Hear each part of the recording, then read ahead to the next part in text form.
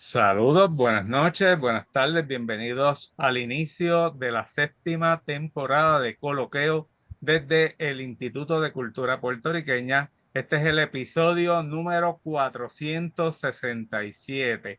Hoy, como ha ocurrido en otros momentos, tenemos una conferencia coordinada por la Academia de la Historia de San Germán.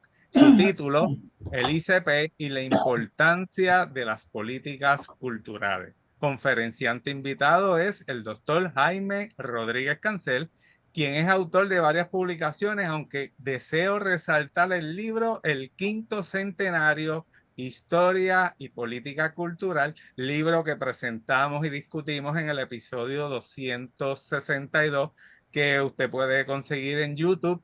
La fecha de publicación fue el 24 de noviembre del 2022. La fecha del evento fue el día anterior, el 23 o el 22. También aprovecho para dejar saber que aunque el episodio se está transmitiendo en vivo, ya mañana estará disponible en nuestro canal en YouTube, donde lo puede también disfrutar y verlo de la forma que usted quiera, ¿verdad? Los invitamos a que visite el canal. Si desea, se suscriban. Allí encontrarán sobre 1,300 videos, incluyendo parte de la colección de la Divesco, entre otros videos que se pueden utilizar para investigación, para análisis, estudio, lo que usted desee. Sin más, pasamos con el compañero, el doctor Carlos Rivera Vélez, presidente de la Academia de la Historia de San Germán. Saludos, Carlos. Saludos, Pablo. ¿Me escuchas bien? Sí. Pues hoy yo estoy aquí, miren, estoy hablando con ustedes desde un silloncito y un lugar bien alto en la zona metropolitana, porque hoy sí que no estoy en San Germán, estoy en San Juan, así que si le por aquí mi cámara, miren el trasfondo de donde estoy, en el área metropolitana. Jaime, nuevamente un gusto que estés aquí con nosotros. Jaime también es miembro de la Academia de la Historia de San Germán. Es uno de nuestros académicos incorporados recientemente. Y para nosotros, pues, siempre es un honor el poder compartir con Jaime y con todos ustedes en la audiencia estos espacios tan importantes, principalmente en estos últimos tiempos, últimos meses, últimos añitos. Veo que tenemos conectado a varias personas como Anthony Sánchez, el historiador oficial de Puerto Rico, Carlos Hernández, la señora Jacqueline Leiseca, Jesús Barriera Bonilla, perdón, Juan Hernández Cruz, el doctor Luis Mayo, Milagro Flores, que nadie sabe por dónde andará Milagro, ¿verdad? A veces está en Perú, a veces están estas jornadas arqueológicas y de conservación que ella hace.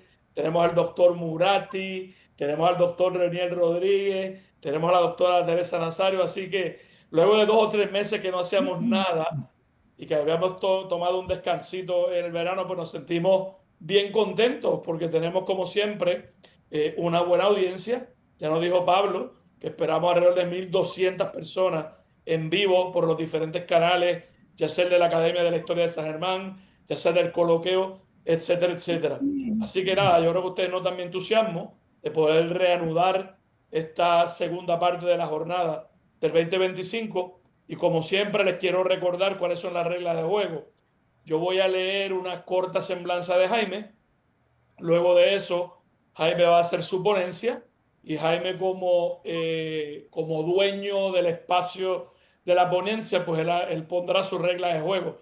Si él quiere primero pues hacer todo su exposición y luego al final preguntas y respuestas, o Jaime quiere que lo interrumpa mientras él está hablando, pues eso es potestad de Jaime como él lo quiera hacer. Luego de que Jaime termine, Pablo, como siempre, va a moderar los diferentes canales desde el punto de vista de preguntas y respuestas. Y luego de eso, pues cuando estemos todos ya al otro lado, pues damos por terminada la jornada, perdón, y la archivamos y la ponemos disponible para el público general en los diferentes canales. Así que yo voy a proceder a leer la corta semblanza de Jaime y luego de eso pues le paso los micrófonos virtuales a Jaime para que haga lo que le corresponde. Y nuevamente, Jaime, un honor para todos nosotros en la Academia de la Historia de San Germán el que estés con nosotros esta noche. Así que paso a la ponencia del doctor Jaime L. Rodríguez Cancel, perdón, a la corta biografía y currículum vitae concentrado. Ha dedicado su servicio profesional a la educación superior la administración universitaria, la administración de políticas culturales gubernamentales, las comunicaciones académico-culturales y la investigación académica. Ha ocupado las posiciones de director de la Escuela de Artes Plásticas, la Dirección Auxiliar de Promoción Cultural y la Subdirección Ejecutiva del Instituto de Cultura Puertorriqueña. En estas funciones colaboró estrechamente con el Departamento de Estado de Puerto Rico desde el Comité Técnico de Relaciones Internacionales, representando al Instituto de Cultura puertorriqueño en diversos proyectos de internacionalización. En la entonces Universidad del Este, hoy Universidad Ana G. Méndez, se desempeñó como ayudante especial del rector y decano de la entonces Escuela de Ciencias Sociales y Humanas, de la cual es miembro de su facultad con rango de catedrático asociado. En la Biblioteca y Centro de Investigación Social Jesús T. Piñero se desempeñó además como investigador de historias políticas y de historia política y cultural. Fue además miembro de la Junta Asesora del Rector y de la Junta Asesora de Investigaciones del Centro de Investigaciones BJTP, que no es otra cosa que la Biblioteca y Centro de Investigación Social Jesús T. Piñero. Moderó por una década el programa Unevisión, el cual yo tuve el privilegio de ir creo que 2 veces, transmitido por el Canal 40, así como los programas de Paliqueando, producido para el programa de Ciencias Sociales y Humanas Utopística y Latitud 18, producidos por la BJTP. Finalizó sus responsabilidades como decano de Asuntos Académicos del Centro de Estudios Avanzados de Puerto Rico y el Caribe por segunda ocasión. En esta institución se desempeñó además como catedrático, impartiendo los cursos de Historia del Caribe, Historia del Caribe Contemporáneo y Puerto Rico y el Caribe Contemporáneo. Inclusive yo tuve la oportunidad de ser estudiante de Jaime. Además, impartió los cursos de Introducción a los Estudios Culturales Puertorriqueños, Políticas Culturales en Puerto Rico, el Instituto de Cultura Puertorriqueña, 1955 al 1973, y el Seminario de Investigación, el Instituto de Cultura Puertorriqueña, Medio Siglo de Promoción Cultural Nacional, 1955 a 2005. Así que hoy aquí, ¿verdad?, tenemos una persona que puede hablar con propiedad y con profundidad sobre la materia en discusión esta noche. Por último, fue miembro de la Junta de Directores de la Fundación Puertorriqueña de las Humanidades, ocupando la posición de vicepresidente. Ocupó la posición de presidente de la Asociación Puertorriqueña de Historiadores. Fue nombrado por el presidente del Senado de Puerto Rico para integrar la Comisión Puertorriqueña para la Identificación de los Restos de Ramón Power Girard, desempeñándose en esta como secretario, junto a las delegaciones del Smithsonian Institution de Washington y la Universidad de Cádiz. Además, designado por el secretario de Estado para integrarse como colaborador de la Secretaría Auxiliar de Relaciones Exteriores en el Instituto de Formación Ciudadana, trabajando como proyectos de ciclos de conferencias internacionales y proyectos de diplomacia académica. Posteriormente, fue invitado por el secretario de Estado para integrarse al Instituto de Asesoría y Formación Internacional, desarrollando 4 seminarios de posgrado y luego coordinando los esfuerzos para la creación de la primera maestría en Relaciones Internacionales impartida del Centro de Estudios Avanzados de Puerto Rico y el Caribe. Fue uno de los organizadores de la Asociación Puertorriqueña de Relaciones Internacionales. Y quiero ir concluyendo, ¿verdad?, porque es que no quiero que nada se quede, porque cuando una persona como Jaime nos dicta la conferencia de esta noche, pues todos tenemos que apreciar de dónde viene, porque muchas veces son el reflejo, muchas veces no, casi siempre, son el reflejo de meditaciones individuales que vienen acompañadas de esos aprendizajes en cada una de estas experiencias. Así que para terminar, actualmente es asesor de asuntos culturales de la Junta Directiva del Cuerpo Consular acreditado en Puerto Rico. Recibió de manos del doctor Ricardo E. Alegría la medalla de reconocimiento cultural que lleva su nombre y ha publicado un sinfín de trabajos. Entre ellos voy a destacar La Guerra Fría en el Sexenio de la Puertorriqueñidad, 2 puntitos, Afirmación Nacional y Políticas Culturales, Futuros Alternos, la política pública estadounidense sobre Puerto Rico del 76 al 80, el 5º centenario que ya Pablo mencionó y no lo voy a repetir, Puerto Rico y Estados Unidos, conversaciones sobre geopolítica geocultura y postcolonialidad. Definitivamente todas estas obras sumamente interesantes. Puerto Rico y los Estados Unidos en la era del imperio, gobernadores militares y la ley Foraker de 1898 a 1900. Y así puedo seguir y seguir y seguir. Así que sin más preámbulo, Jaime, bienvenido. Un honor que estés aquí esta noche, que seas parte de nuestra academia y te cedo los micrófonos virtuales. Adelante. Muchas gracias, Carlos. Para mí es un verdadero placer compartir con ustedes y con todo este distinguido público esta noche. Pero particularmente me siento muy honrado por la invitación que me ha hecho la academia para incorporarme a la misma. Siempre he tenido una gran admiración por los colegas, los compañeros que son parte integral de esa academia y repito, me siento muy honrado de poder sentarme entre ellos y compartir y aportar todo aquello que me sea posible. Así que en primer lugar, mi primer agradecimiento por la oportunidad de dirigirme a ustedes, al doctor Carlos Rivera Vélez y a los distinguidos miembros de la Academia de la Historia de San Germán. Quisiera agradecer también al Centro de Investigaciones Históricas de la Universidad de Puerto Rico y particularmente al querido amigo y colega Josué Camaño Dones. Ya vimos a Pablo Crespo, quien es el alma del coloqueo, el programa del Instituto de Cultura Puertorriqueña en red.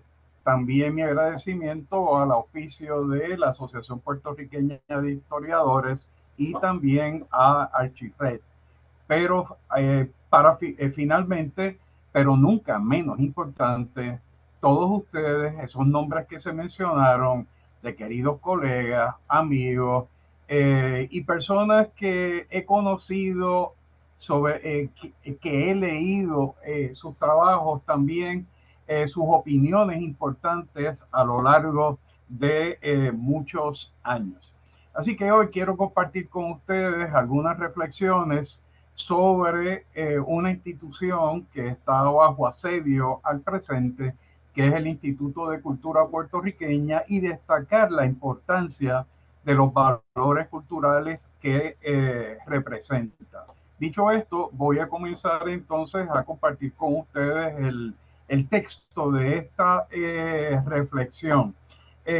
Y al final, por favor, todos los que tengan alguna pregunta, alguna recomendación, alguna observación, la misma va a ser recibida con mucho agradecimiento. Vamos a dar comienzo. El tema de la conferencia parte de las preocupaciones referentes al debilitamiento y al desmantelamiento acelerado de nuestras principales instituciones educativas y culturales. Para comprender su verdadero significado, habré de compartir con ustedes aspectos que resultan indispensables. Entre estos, la pérdida acelerada de nuestros derechos culturales y nacionales, el ataque a las principales políticas culturales, la ausencia de una presencia internacional cultural que nos represente y la motivación de una legislación abiertamente a favor de los intereses que pauta un neoliberalismo y un neoconservadurismo tardío y rapaz. Expondré además el significado e importancia de las políticas culturales inauguradas desde fines de la Segunda Guerra Mundial y sujeta en estos tiempos a embates constantes. Finalmente, destacaré los principios que promueven las iniciativas culturales internacionales de nuestra actualidad en ánimo de conocerlas y conformar con ellas las nuevas visiones que necesitamos para superar esta situación de debilidad y confrontar esta amenaza constante. Vamos a partir de una reflexión de contexto histórico, ya que el fin de la Segunda Guerra Mundial en el año 1945 va a intensificar un movimiento descolonizador cada vez más amplio y profundo. que va a sentar los fundamentos de la construcción de nuevas naciones y además un reordenamiento de las relaciones internacionales de la posguerra. Como es sabido, las naciones que fueron integradas en las dos esferas permanentes de conflicto geopolítico a partir del 1945 hasta el 1991 subordinaron ineludiblemente sus intereses educativos y culturales a las imposiciones y discursos de sus potencias hegemónicas. De otra parte, el espacio geopolítico y geocultural conocido como el tercer mundo o la tercera vía de progreso fue sustentando desde un pensamiento postcolonial los fundamentos de una nueva interpretación de la cultura. 4 de estos elementos van a facilitar un reordenamiento democrático e innovador del espacio cultural. Me estoy refiriendo a los derechos culturales, que parten de los derechos humanos de segunda generación, las políticas culturales como responsabilidad inherente del Estado, las relaciones culturales a nivel internacional que deben de ser también promovidas desde el Estado y finalmente la legislación cultural. Vamos a ver cómo estas se van a desarrollar en Puerto Rico, como en unos momentos tuvieron unos escenarios mucho más efectivos, pero que ya no son los escenarios del presente. El primero de ellos, como dije, se refiere al reclamo y la proclamación de los derechos culturales, tanto los individuales como los nacionales. Su punto de partida resultó ser el establecimiento de la Organización de las Naciones Unidas en el 1945 y la Declaración de los Derechos Humanos en el año 1948. Con esto se adelanta el ordenamiento de las instituciones y los principios que acogieron lo que ya había mencionado anteriormente, la denominada segunda generación de derechos humanos fundamentales. Esa segunda generación, fueron los logros económicos, sociales, educativos y culturales alcanzados por las grandes revoluciones tempranas del pasado siglo XX. Estos derechos presuponen también el desarrollo de la educación, ya que la educación le sirve de sustrato indispensable y sustento a los derechos culturales.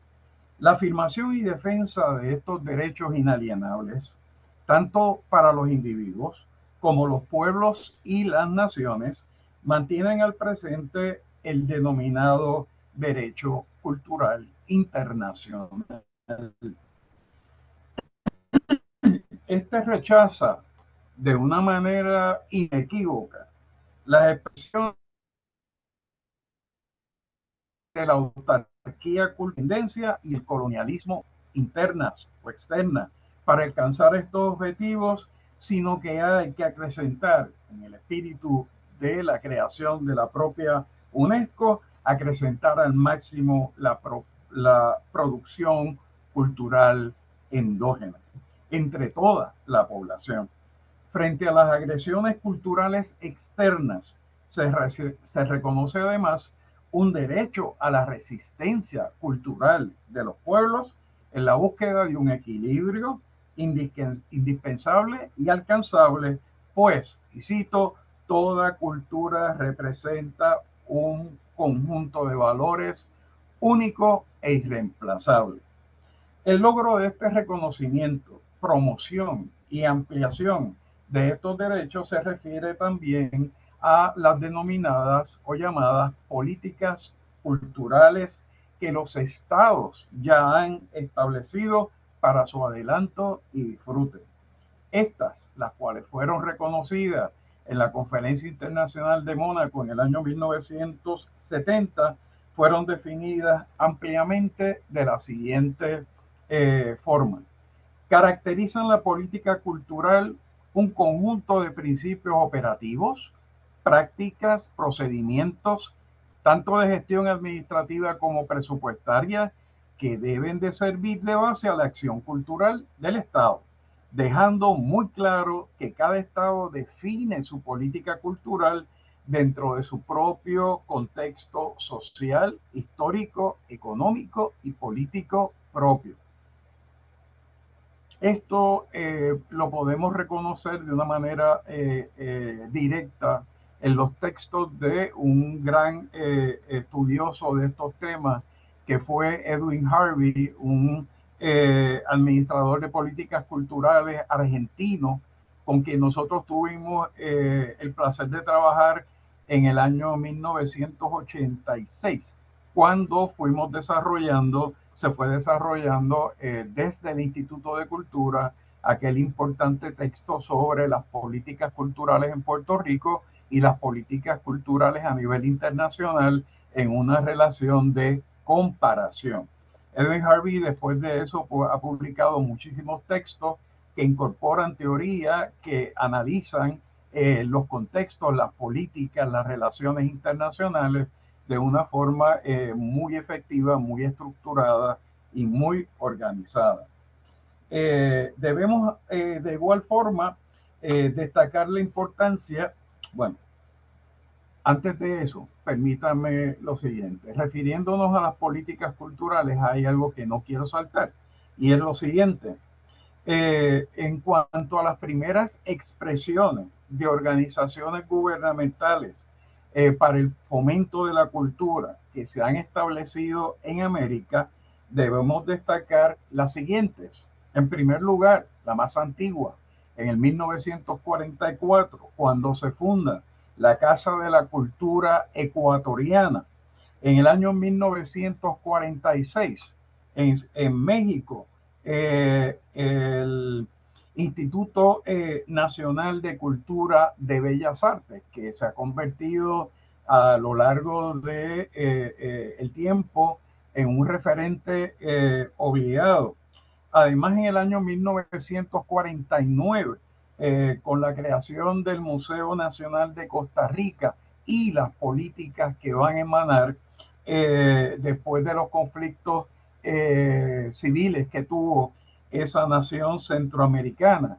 En el área del Canadá tenemos el Saskatchewan Arts Board de Canadá, que también es otro referente importante. En el caso particular del Instituto de Cultura, este va a ser fundado en el año 1955. Así que en ese sentido, las políticas culturales comienzan de manera también temprana en Puerto Rico, desde una perspectiva muy favorable que vamos a discutir en breve. Otro elemento importante, además de los derechos culturales, además de las políticas culturales nacionales, debemos de mencionar las relaciones culturales internacionales, que están vinculadas a las políticas culturales nacionales. Estas han sido definidas, y cito, como todas aquellas relaciones que parten de actividades, programas y proyectos que se van a desarrollar trascendiendo el marco puramente nacional, de carácter gubernamental, no gubernamental o intergubernamental. Y desde finales o desde mediados del siglo XX ha estado teniendo una importancia cada vez más creciente. Con relación a las relaciones culturales internacionales, el libro de Edwin Harvey sobre relaciones culturales en Iberoamérica y el mundo es probablemente el referente más completo. Entre sus principales expresiones destacan la política cultural exterior, la Organización Internacional para la Cooperación y la Acción Cultural, la acción cultural regional y la legislación cultural internacional. Desafortunadamente, en nuestra experiencia en Puerto Rico a partir del año 1993, hemos estado soslayando paulatinamente esta dimensión cultural internacional desde ignorantes justificaciones partidistas. lo cual nos sumerge más en eso que Eduardo Lalo llamó nuestra invisibilidad colonial, en ese texto importante sobre los países invisibles.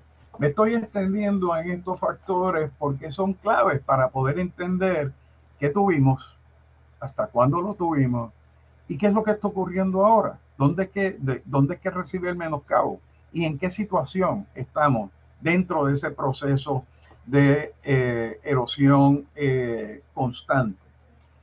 La cuarta dimensión que quisiera aludir en esta introducción es lo que tiene que ver con la legislación cultural, particularmente la legislación cultural nacional, que acopla estos propósitos, estos objetivos, no solamente desde la perspectiva nacional, sino también a partir de las visiones internacionales. Vamos a ver en el caso particular de las publicaciones que he tenido el placer de poder completar. En el caso de la Guerra Fría y el sexenio de la puertorriqueñidad, afirmación nacional y políticas culturales, ahí pues elaboro un análisis de la legislación cultural tanto del 1898 al 40, cuando empiezan las reformas educativas y culturales en Puerto Rico, y establecer entonces una comparación con los niveles que se estaban dando a nivel internacional. De igual forma, en uno de los textos que mencionó Pablo y que presentamos en el Instituto de Cultura y fue cubierto gracias a Coloqueo, el texto del quinto centenario, Historia y Política Cultural, es probablemente el recuento más completo que hay de las mejores expresiones de política cultural internacional que nosotros hemos tenido a lo largo de la historia. Desde 1988, cuando se establecieron se estableció el Comité Puertorriqueño para el quinto centenario, obviando todo aquel debate de los españoles que querían celebrar, América Latina que dijo aquí no hay nada que celebrar, el otro debate con relación al encuentro y tal. Todo eso comenzó en el 1988, pero dio paso a una serie de importantes convenios, acuerdos, proyectos de colaboración internacional, no solamente con España y otros países europeos, sino que Puerto Rico se integra a nivel hemisférico en los encuentros de ministros de cultura y responsables de políticas culturales de América Latina y el Caribe. Y de repente Puerto Rico estaba en la agenda hemisférica. Y en el 1993, sencillamente, todo eso desapareció. Y al día de hoy estamos, como dice Eduardo Lalo, en la lista de los países invisibles. No debemos de olvidar que esta legislación cultural no se hizo de golpe. Fue elaborándose, fue aprobándose poco a poco a lo largo de décadas, pero fue configurando antes del 1940 un cuerpo importante de proyectos culturales que confrontaban eso que llamaron la americanización benevolente. Del 1940 hasta el 1955 hubo importantes reformas que voy a mencionar también, pero desde el 1955, con la creación del Instituto de Cultura Puertorriqueña, se establece una corporación pública que tiene la responsabilidad principal de gestar una política cultural. Y gracias a una legislatura ilustrada de aquella época, eso se pudo lograr. No como el presente, que sencillamente criticaré más adelante con los proyectos más recientes que vamos a plantear eso también. El tránsito de la Gran Depresión. ¿Cómo llegamos a las reformas de la década del 40? El tránsito de depresión a las reformas político-constitucionales, impacto político-militar de la Segunda Guerra Mundial, que transformó nuestro archipiélago en el Gibraltar del Caribe, y que en estos días parece no, que en estos días volvemos a ese carril. El establecimiento a partir de 1945 de la Guerra Fría y el estado de seguridad nacional, no solamente en los Estados Unidos, sino también en Puerto Rico, y, como dije, la militarización del país. Todo esto de la mano de las posteriores etapas de transformación económica desarrollista, que sencillamente nos ha llevado a una modernidad inconclusa y al presente a un proceso prácticamente de desindustrialización, de pérdida constante de industrias. Mientras en los Estados Unidos se llevó a cabo lo que un historiador estadounidense, David Couch, destacaba como la época del gran miedo, aquella época de un conservadurismo atroz, asfixiante, va a caracterizar la sociedad estadounidense. En Puerto Rico van a haber unos cambios que Fred Weyl, que fue uno de los fundadores de la División de Educación de la Comunidad, denominó una revolución silenciosa. Pero esa revolución silenciosa se va a dar principalmente desde la cultura, sin olvidar los aspectos de naturaleza política. Yo voy a enfatizar los aspectos de naturaleza cultural. Estas reformas educativas y culturales importantísimas de ese periodo del 40 al 55 se inician con el reconocimiento del español como el idioma oficial de la enseñanza en Puerto Rico. Y finalmente quedó atrás aquello de todas las clases en inglés, niños que en las escuelas que no entendían lo que decían sus maestros, maestros que no podían dar sus clases en inglés, y todo aquel disparate que lo que hizo fue retardar el crecimiento, la transformación educativa de generaciones de puertorriqueños. Esto se le debe gracias al comisionado de instrucción Mariano Villaronga, que con una carta circular en el 1948 dio por terminado todo este asunto. También debemos destacar las reformas curriculares que se fueron implantando en el sistema educativo público y además también en la Universidad de Puerto Rico. Pero también se crearon otras instituciones educativas y culturales de gran importancia, entre ellos en el año 1947 la División de Educación Visual de la Comisión de Parques y Recreos Públicos, que es la que antecede a la más conocida por todos nosotros como la División de Educación de la Comunidad. El establecimiento de lo de IPR, Radio y Televisión, en el año 1958, que también marcó un hito en el manejo de nuevas tecnologías para la educación. La División de Educación de la Comunidad, que la acabo de mencionar, en el año 1949, y en el año 1959 el Conservatorio de Música. Además, todo esto en el medio, la creación del Instituto de Cultura en el año 1955 y en el 1958 el Festival Casals. Instituto de Cultura Puertorriqueña, 1955. Ricardo Alegría la bautizó como la Casa de la Cultura Puertorriqueña. El 16 de febrero del año 1954, Ricardo Alegría presenta un extenso proyecto para contrarrestar la continua y progresiva pérdida de nuestro patrimonio cultural. Si estamos hablando de 1954, pues estamos hablando de 56 años de dilapidación de todo ese patrimonio cultural.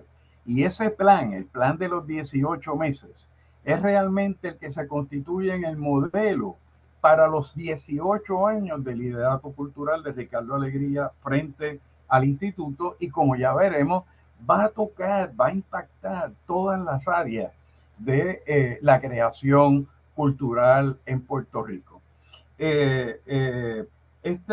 Como ya dije, se considera un proyecto para 18 meses y se va a convertir entonces en una guía en esa visión a largo plazo de los proyectos del Instituto de Cultura Puertorriqueña.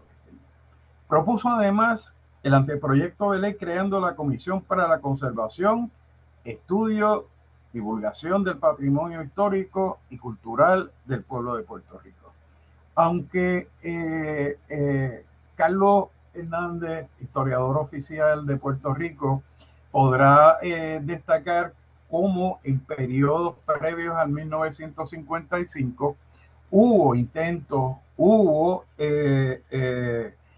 proyectos que crearon, museos que crearon depósitos que promovieron el estudio sobre esos documentos, pero aquí estábamos frente a un proyecto y una visión completamente distinta, mucho más abarcadora.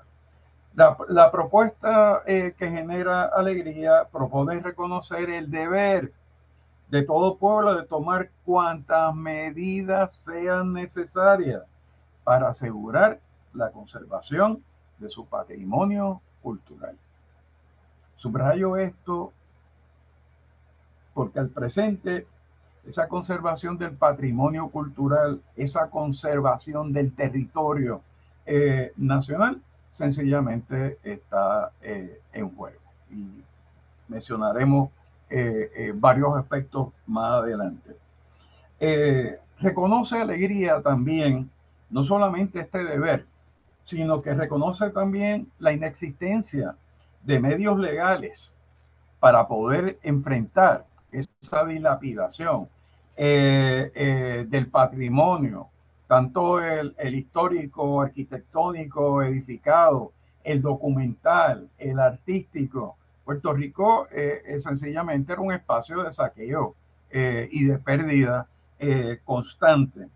Va a plantear también que hay una gran necesidad de que se convierta ese programa, pero más adelante con una institución, en una fuerza también que inspirase la formación de una conciencia nacional y lograr con esto una mejor concepción de nuestra historia y de nuestra cultura.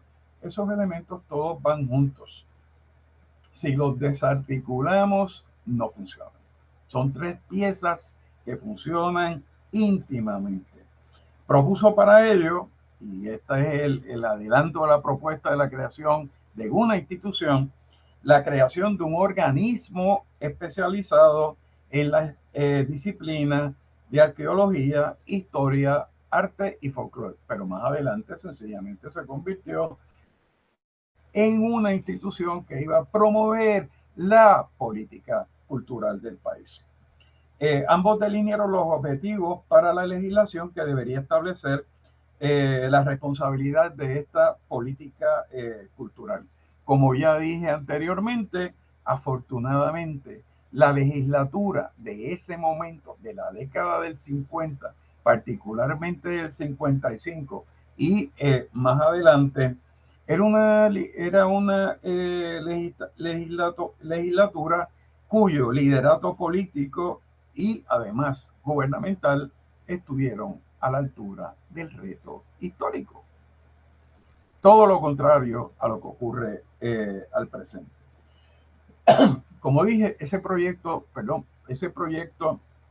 para los primeros 18 años se convierte entonces en la guía para 18 años de adelanto de toda esta política.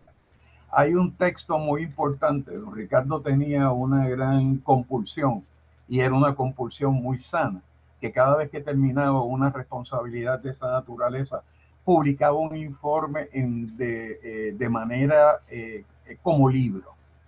Así que él publica un informe del Instituto de Cultura puertorriqueña de los primeros 5 años en el 1960 y un segundo informe de los primeros 18 años del Instituto de Cultura puertorriqueña cuando deja la dirección ejecutiva del ICP en el año 1973. El 21 de junio del año 1955 fue aprobada la ley 89, que es la que crea, ¿verdad? Con todas las enmiendas que se le han hecho y las que se le siguen haciendo, que lo que hacen es sencillamente plantear que no tiene importancia y que sus poderes sencillamente los puede absorber cualquier otra agencia de gobierno, corporación pública, departamento. Aunque sus explicaciones no son muy claras ni muy ilustradas, que digamos. La ley estableció categóricamente el propósito de contribuir a conservar, promover, enriquecer y divulgar los valores del pueblo de Puerto Rico. Esto está en sintonía con lo que yo comencé a decir al principio de esta exposición. Lo que se hace en el instituto es reconocer los derechos culturales de los individuos y de la nación puertorriqueña. El Instituto de Cultura, el gobierno de Puerto Rico, la legislatura de Puerto Rico, en una sintonía excepcional, trabajaron al unísono para poder articular todo lo que les voy a mencionar rápidamente en breve, lo cual contrasta, repito, dramáticamente con la realidad inmediata. Vamos a ver nosotros que su primera junta directiva también fue una junta muy en sintonía con los planteamientos de Ricardo Alegría, y además una figura que estuvo detrás de Ricardo Alegría todo el tiempo, que fue doña Inés María Mendoza. La primera junta de directores fue integrada y su primer presidente fue Eugenio Fernández Méndez, Arturo Morales Carrión, Teodoro Vidal, Enrique Laguerre, Enrique Campos, Guillermo Silva y Salvador Tigó. Y entre todos van a promover las propuestas de Alegría, logrando un despegue impresionante en apenas 5 años. En los primeros 5 años ya hay un plan, no solamente un plan, hay un proyecto, y un proyecto que está funcionando. Se establecieron rápidamente comisiones asesoras para los programas de música y grabaciones musicales, artes plásticas, artes teatrales, monumentos históricos y publicaciones. Se establecieron programas novedosos para la investigación arqueológica e histórica. Se creó un archivo de grabaciones musicales, un archivo de grabados, mapas y fotografías, el archivo de la palabra y además un archivo de historia oral también, un archivo general y una biblioteca general de Puerto Rico, así como un programa para la conservación del San Juan antiguo. No tenemos una conciencia clara de lo que era San Juan en la década de los 50. Y era prácticamente un arrabal urbano, con estructuras al borde del derrumbe, con casas distribuidas para que más familias pudieran tener un albergue, y la carencia total de políticas para evitar su deterioro. Recuerden ustedes que también hubo un momento donde se planteó que el San Juan histórico no tenía ninguna importancia, que lo que teníamos que hacer era derribar todas esas estructuras patrimoniales y sencillamente construir de la manera que se construye en ciudades como Nueva York. Pues ahí está la manzana esa donde está Marshalls y toda esa cuadra, que es un pequeño Nueva York dentro del área de el San Juan histórico. afortunadamente no pasó de allí. Pero fíjense que hay una visión reiterada, mal entendida por aquellos que creen que esa es la modernidad, que eso es el futuro, que ese pasado no tiene ningún valor. Y esto contraviene lo que la humanidad está planteando. Y con eso es que yo voy a terminar. Vamos a ver también un programa para la conservación y restauración de los monumentos históricos, denominando 12 localidades. De repente ya no es un proyecto, ya es a nivel de la isla. Un programa de parques y museos en 12 localidades. Incluyó además un museo rodante. Dato histórico interesante. Esto es un museo que se compra en Francia y se trae a Puerto Rico y se habilita para presentar exposiciones y hacer recorridos, además de una biblioteca rodante que se estableció. ¿Por qué? Porque los municipios no tenían esa infraestructura. Pero algo que decía don Ricardo y se echaba a reír, es que visitó todos los pueblos menos uno. Y no lo pudo visitar porque el puente de entrada al pueblo sencillamente no le permitió a la estructura poder transitar hasta llegar a la plaza. Lamentablemente tengo que decirle a ustedes que no le pregunté cuál era o cuál fue el pueblo que no pudo visitar. Así que en algún momento, en algún lugar, me tendré que topar con alguna información relacionada al museo rodante. Se estableció también un programa para la adquisición y conservación de objetos y documentos de valor histórico y artístico. Ahí tenemos el Archivo General. Archivo General que al presente se quiere eliminar su razón de ser, que es la de determinar el valor histórico de los documentos. Y la nueva ley, porque lo nuevo tiene que aparecer en todo, aunque no sea nuevo, aunque estemos hablando de retrotopías que no funcionaron ni en el pasado ni van a funcionar en el presente, es una amenaza mayor contra un elemento patrimonial fundamental. El programa de conmemoración de figuras ilustres y programa de conferencias públicas. Recuerden que para la década del 50 en el país no había un reconocimiento de todas estas figuras extraordinarias. Y todavía lamentablemente no lo hay. Pero sí hubo un adelanto. Conferencias, publicaciones, investigaciones que fueron adelantando de una manera extraordinaria ese conocimiento. Dije que Ricardo Alegría publica un texto que es un informe de labor de los primeros 5 años, 55 al 60.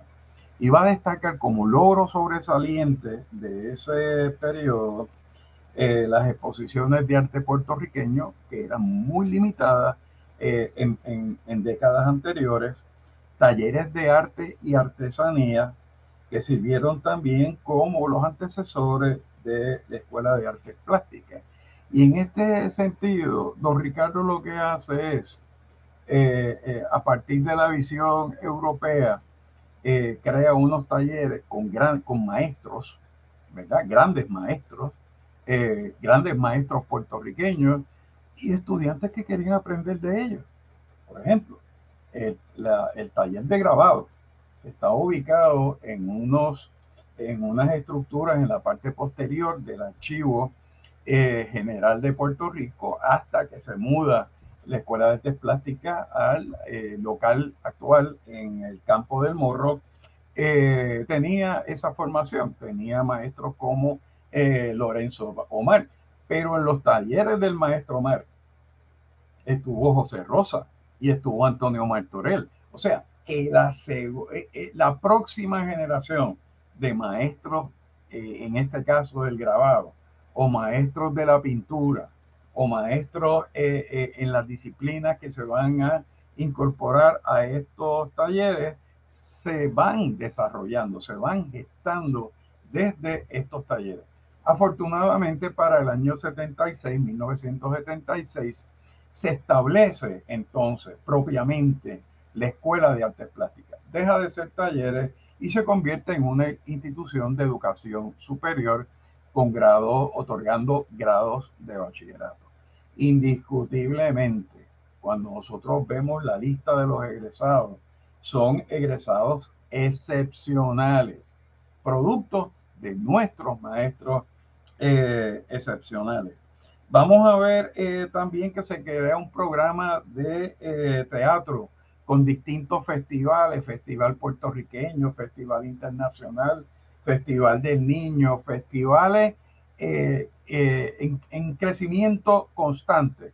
Y esa era la mente febril de Francisco Arribí, a quien yo tuve el privilegio de conocer, y era sencillamente un renacentista, un hombre que tenía una espontaneidad y tenía una creatividad sencillamente ilimitada.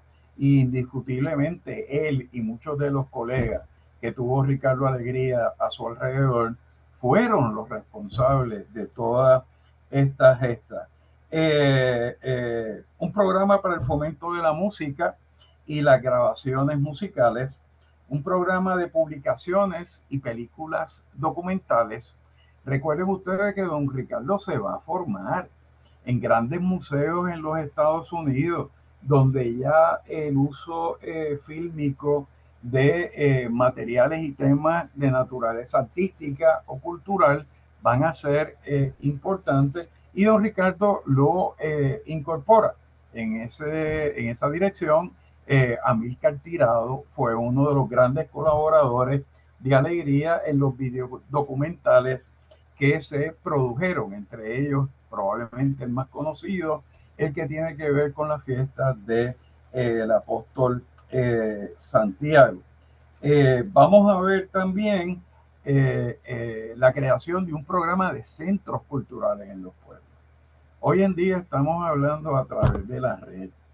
Hoy en día yo estoy en mi pequeña biblioteca de mi casa compartiendo con todos ustedes que están en sus hogares también. Pero en aquella época eso no funcionaba así, había que ir al pueblo. Y don Ricardo se propuso y logra que en todos los pueblos de Puerto Rico haya por lo menos un centro cultural. Y en algunos de ellos hubo más de un centro cultural. Y esto fue fundamental porque el instituto va a utilizar esos centros culturales para divulgar toda la obra que he estado mencionando. Conferencias, todo lo que tenía que ver con festivales, todo lo que tenía que ver con los conciertos, todo lo que tenía que ver con las conferencias. Y de repente llegan grandes pintores y grandes historiadores del arte, como Silis Delgado, al pueblo de Juana Díaz. Y qué bueno que llegó. Y qué bueno que siguieron llegando. Y qué bueno que todo ese proyecto siguió destacando. Ricardo Alegría tampoco olvidó a las comunidades estadounidenses, puertorriqueñas en los Estados Unidos, perdón. Para la década del 70, organizan la primera muestra colectiva de arte puertorriqueño en el Riverside Museum de Nueva York. Y de repente el arte puertorriqueño comienza a reconocerse. Se pudo haber hecho más, pero en aquella época eso era suficiente. Y cuando nosotros trabajamos esas líneas allá entre el 1984 y el 1993, mucho se logró. El problema es que del 1993 en adelante, todo eso se borra.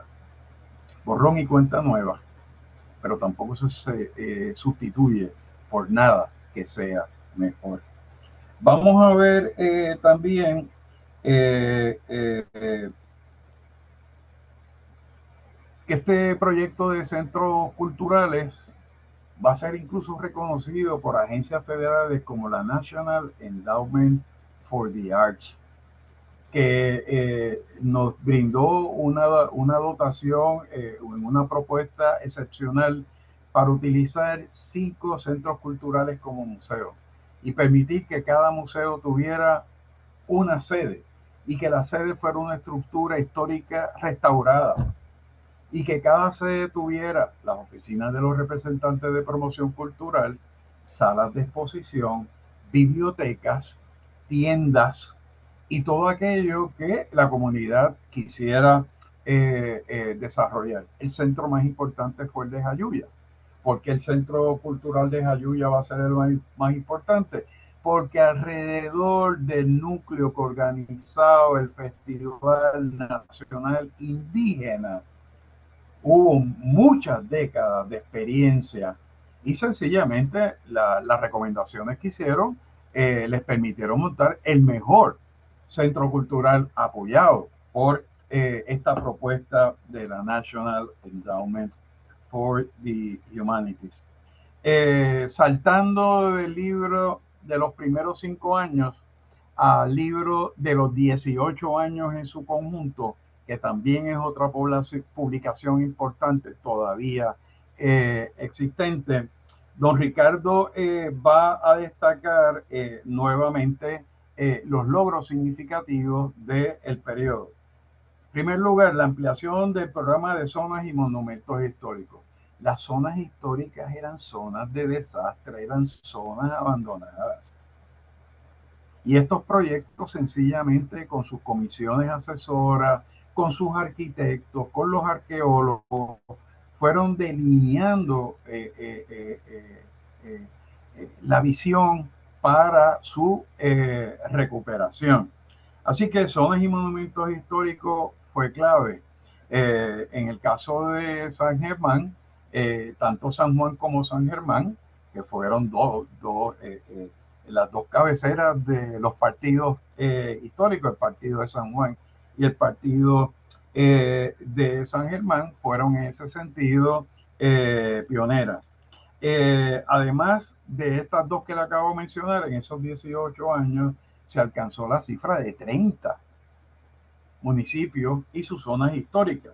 Se amplió también el programa de museos y parques, la recreación, pero la recreación cultural también era importante. El establecimiento de museos era fundamental.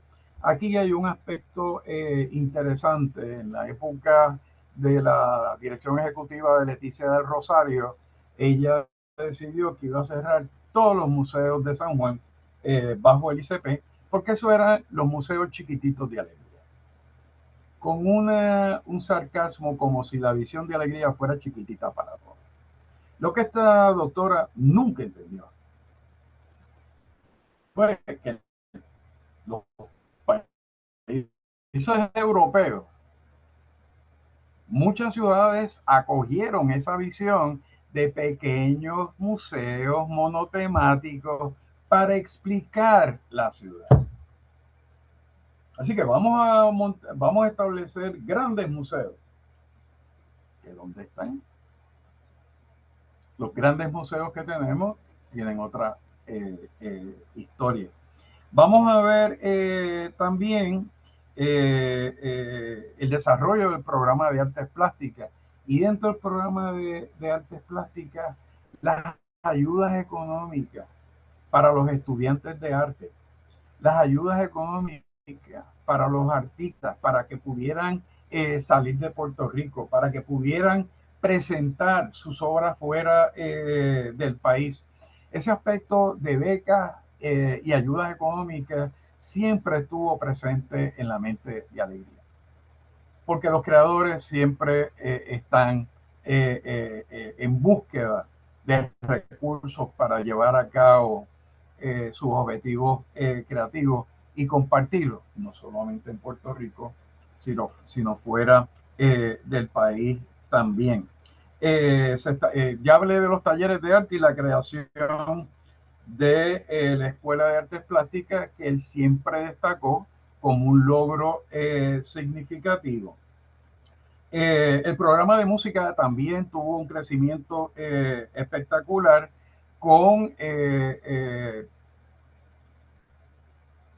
grandes actividades como la Fiesta de la Música Puertorriqueña, los conciertos dominicales, conciertos alrededor de la isla, la divulgación musical a través de grabaciones musicales, vinil, era lo que tenían en lo que se grababa en aquella época, publicaciones de partitura.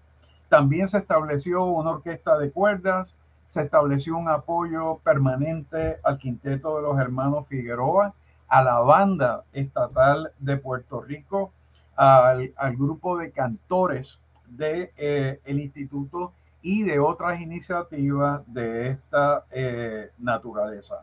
Teatro, en el caso de teatro, en este texto de los 18 años, se van a destacar los festivales de teatro múltiples en constante crecimiento, el internacional, el Festival de Teatro de Vanguardia, el infantil, la poesía coreana y otras expresiones teatrales.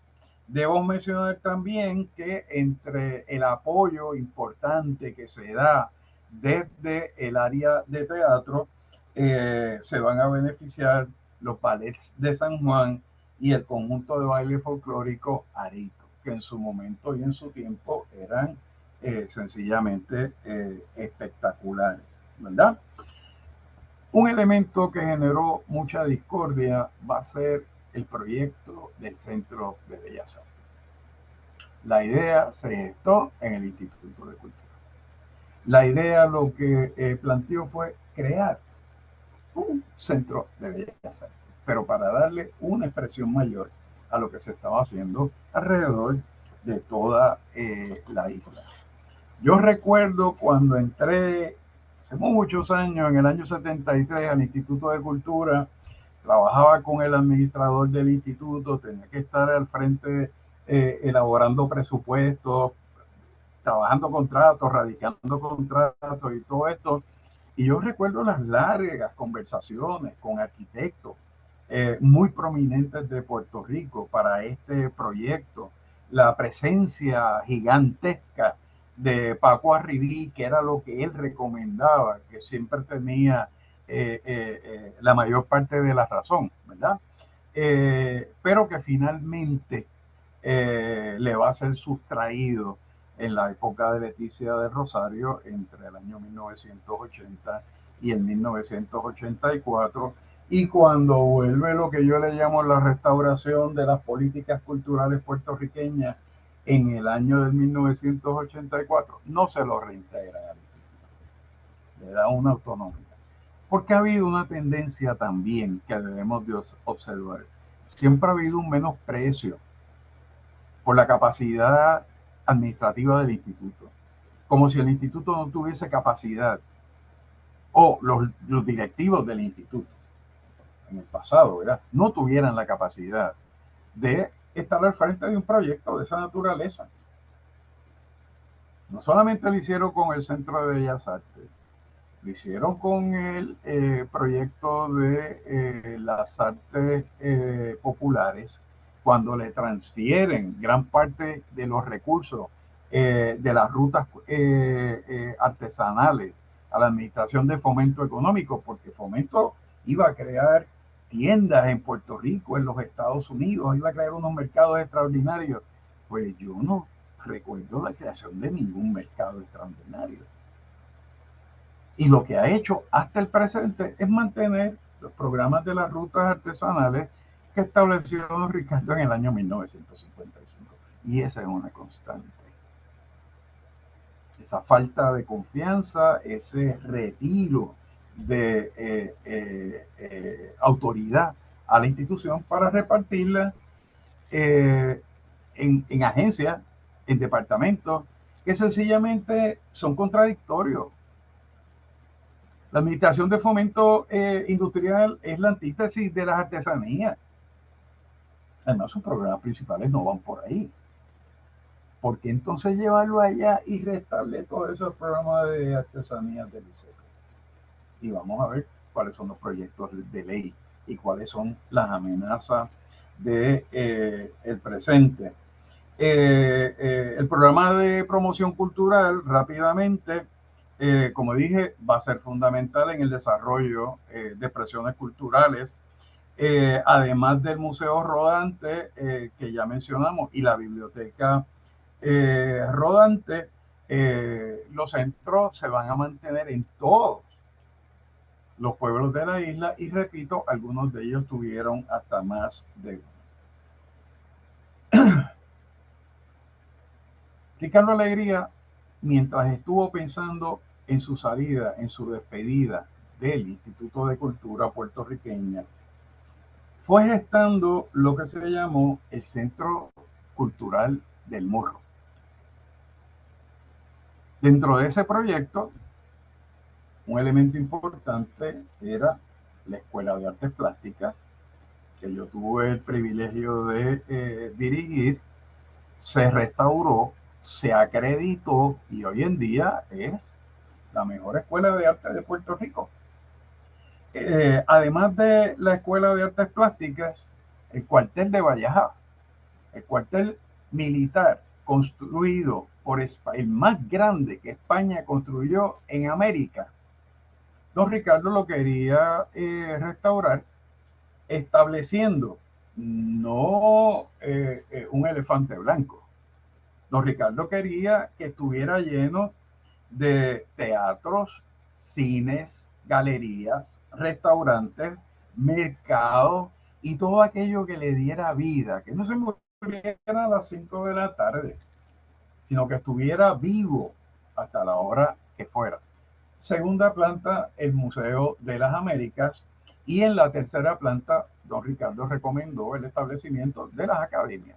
La Academia de la Lengua, la Academia de la Historia. Pero esta visión también quedó truncada en el año de 1993, cuando sencillamente se decidió cerrarlo. Y cuando se vino a reabrir o abrir, ya estaba deteriorado y había que volver a rehabilitarlo, cosa que no duró, que duró por mucho, condición que duró por mucho tiempo.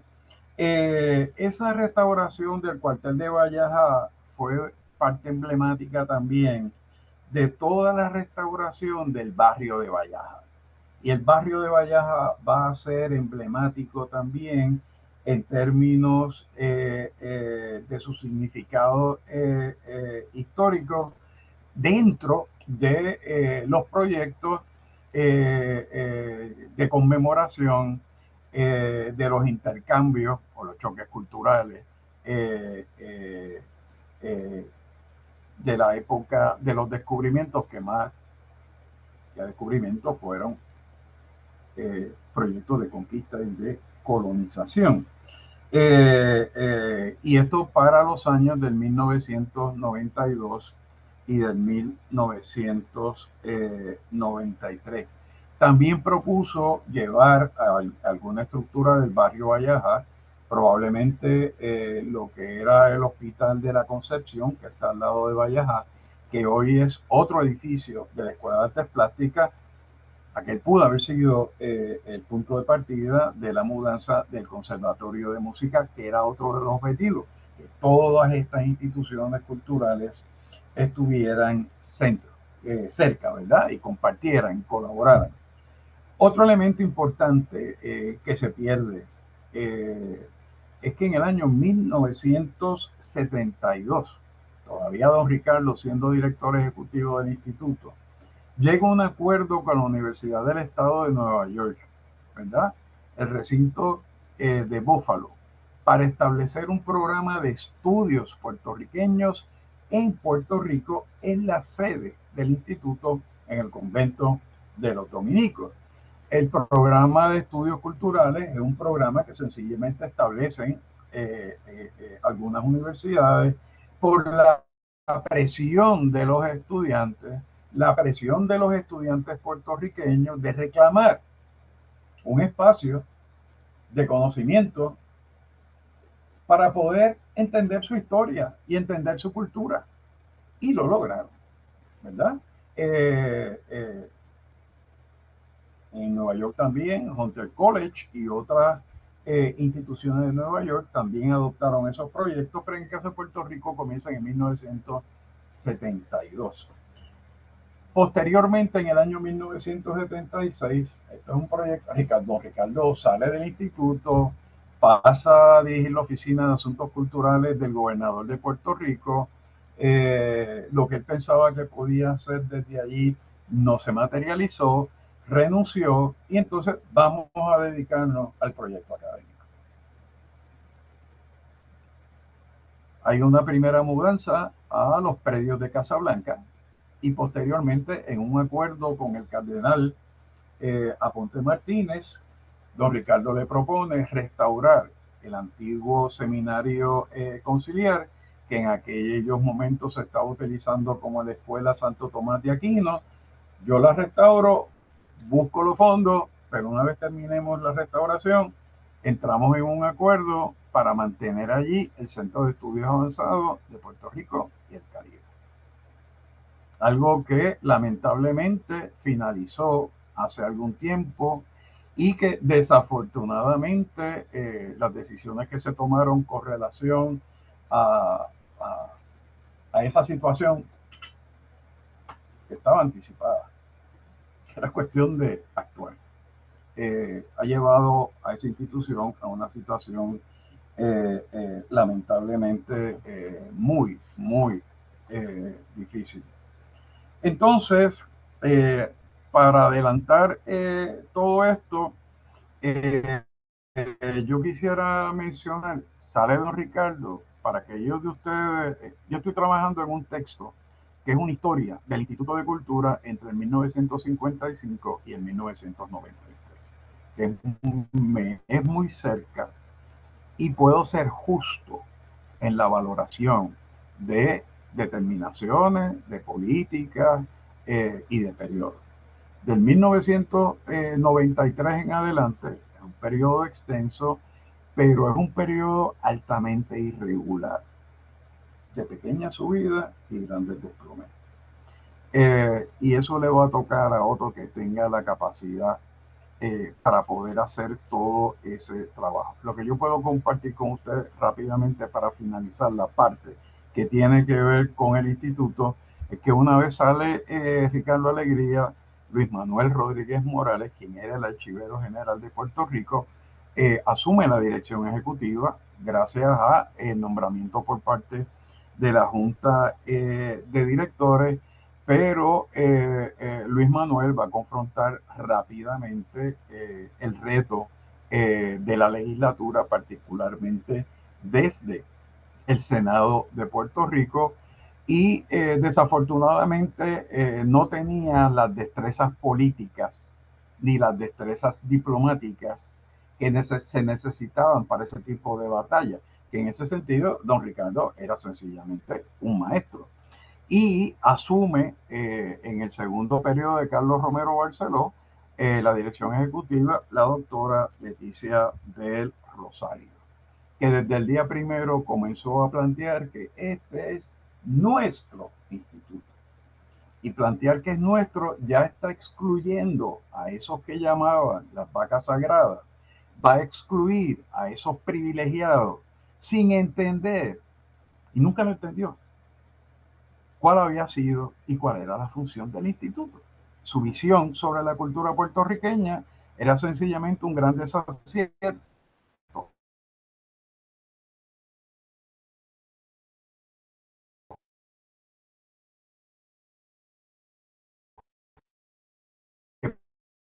Para Leticia del Rosario, una conferencia que dio, pero esa era su visión. Saben todos ustedes que los artistas, los artesanos, los intelectuales, los profesores universitarios, estudiantes,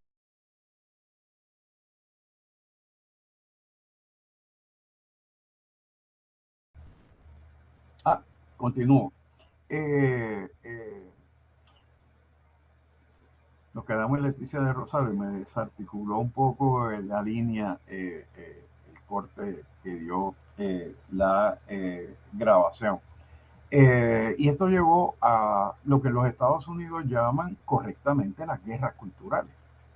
Y en Puerto Rico las denominamos como la batalla por la cultura puertorriqueña. Y en aquella época hubo grandes movilizaciones para defender estos programas que yo les estoy mencionando. A diferencia del presente, que no podemos contar con ese tipo de movilización.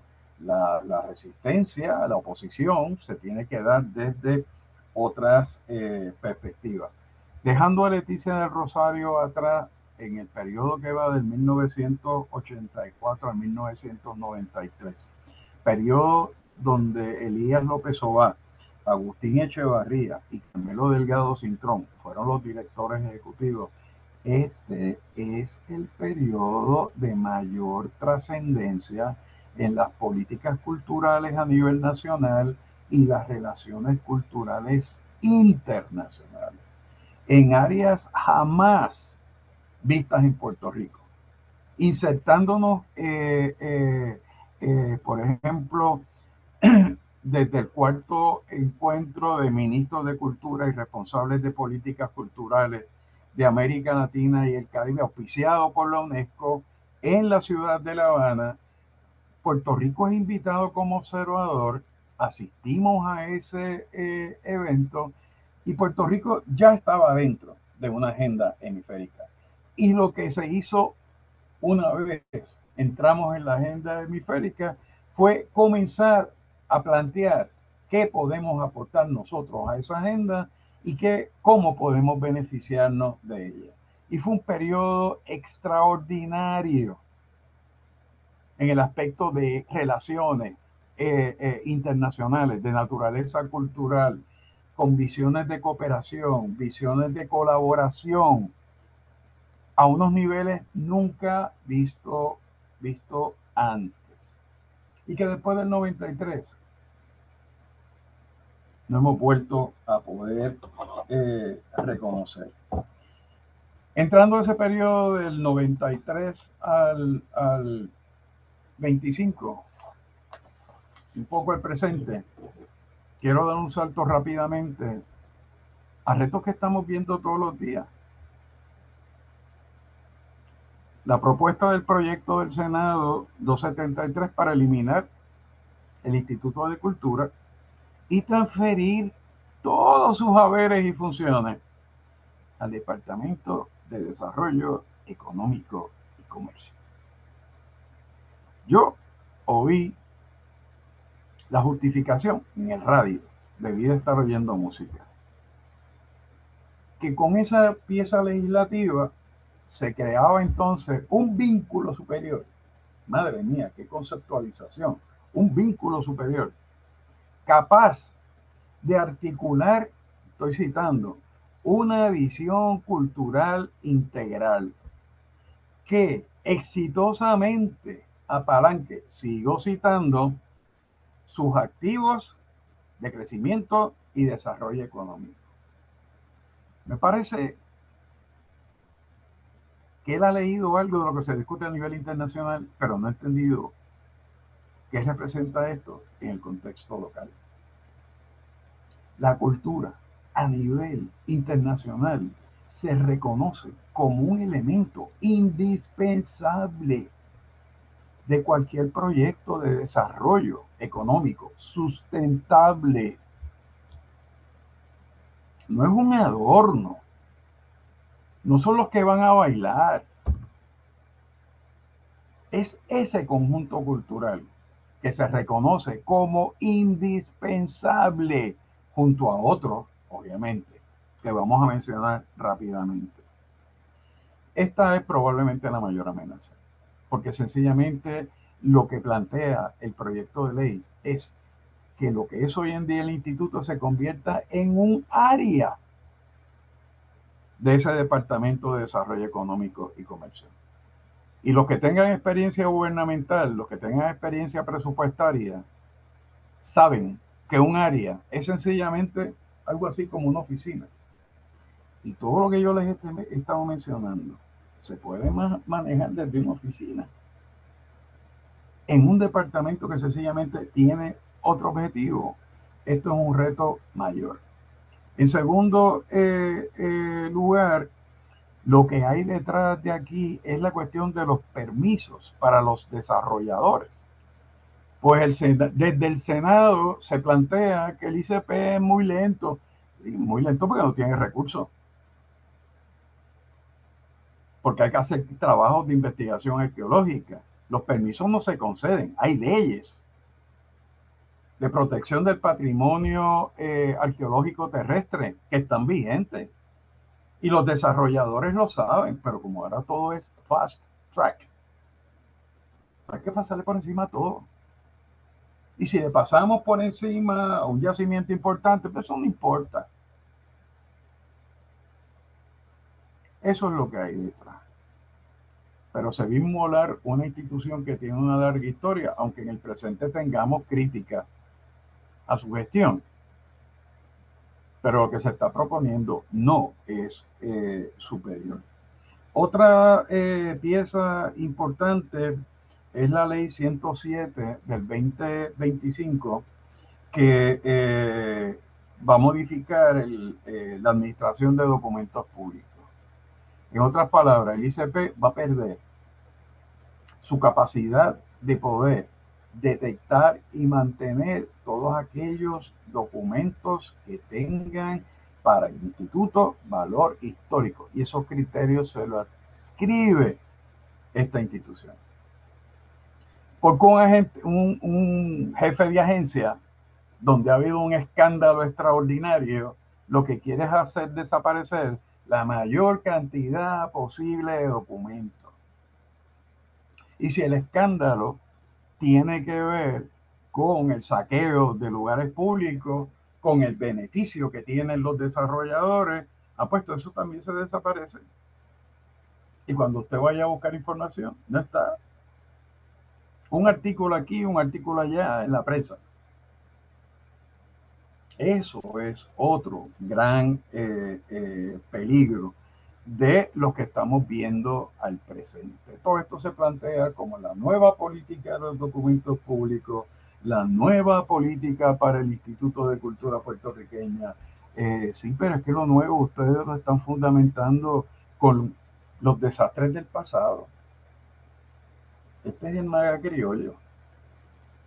El pasado es lo que está configurando el presente, pero lo determinamos como nuevo.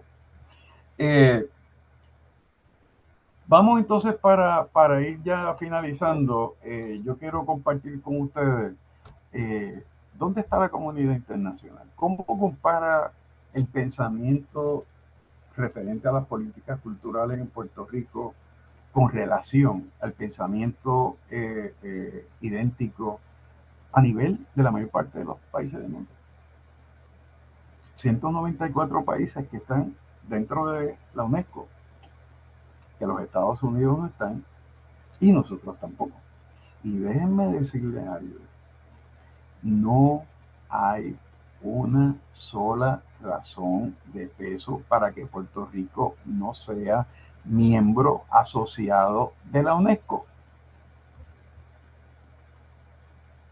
Y yo entiendo que gobiernos anexionistas pues lo vean como una amenaza y tal, pero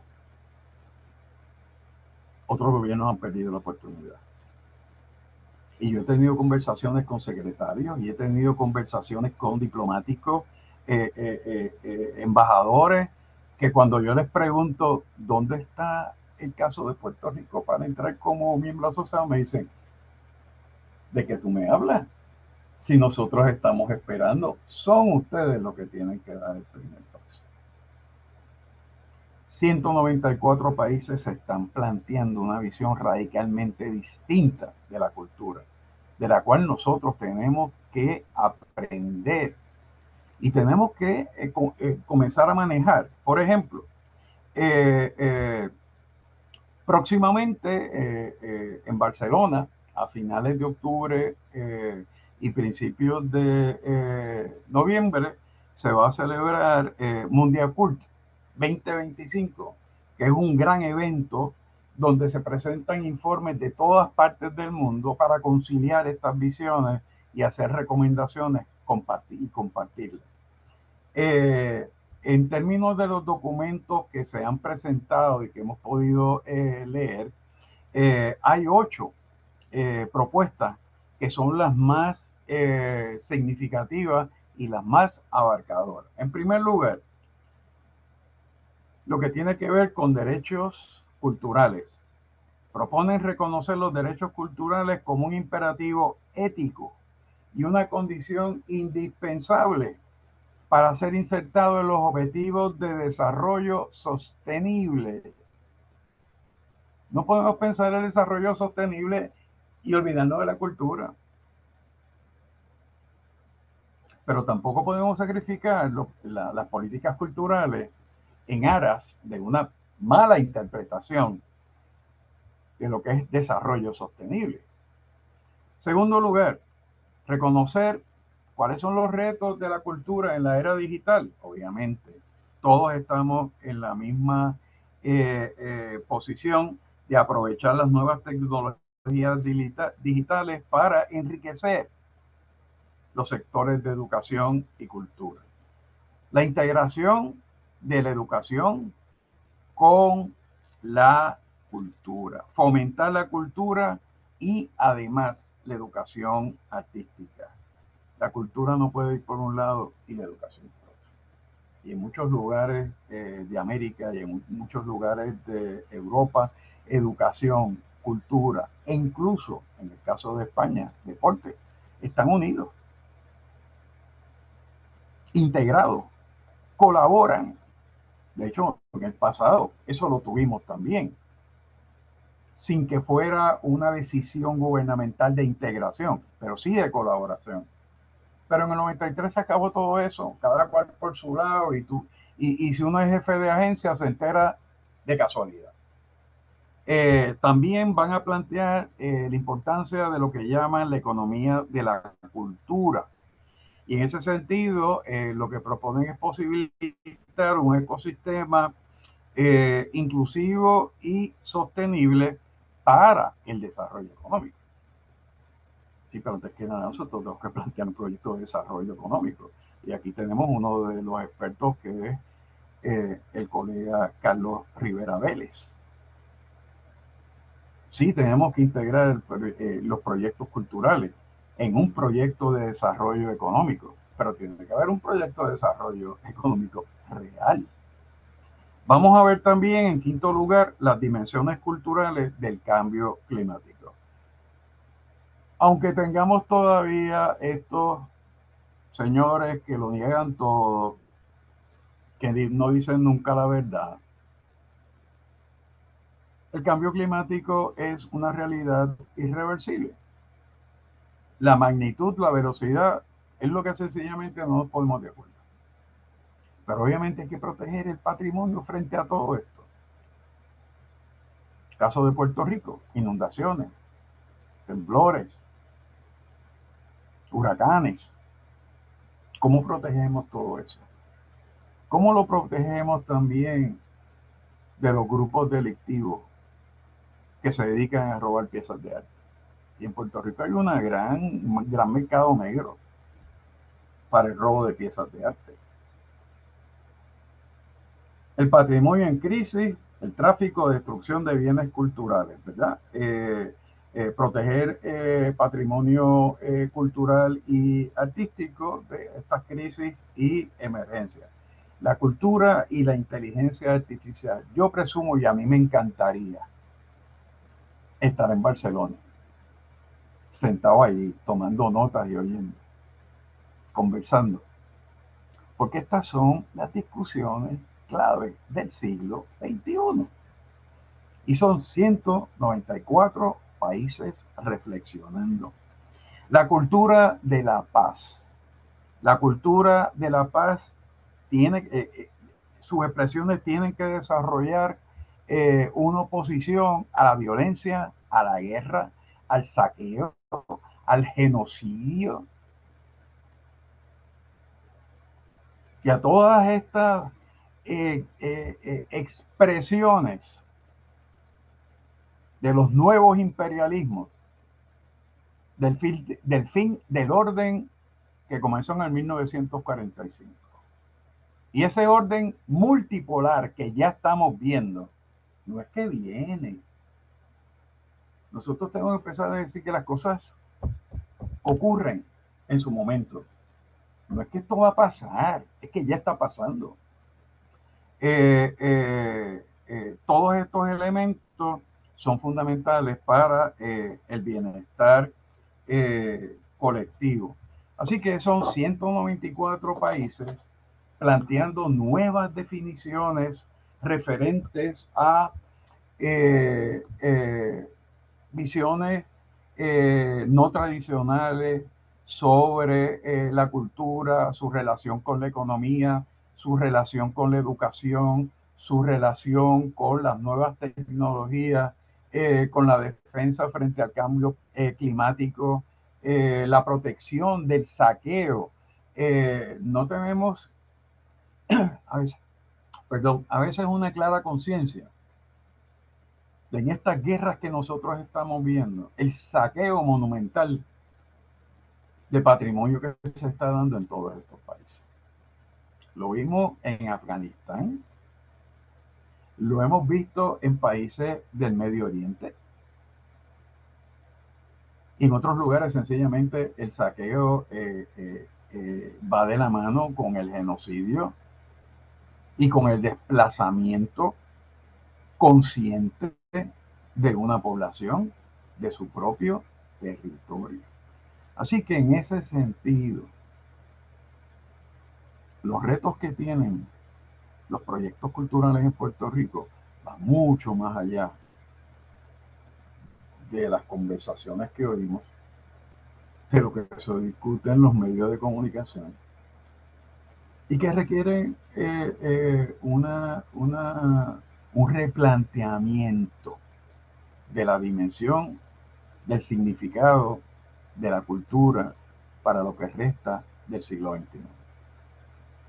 Después del 2025 los retos van a ser mayores.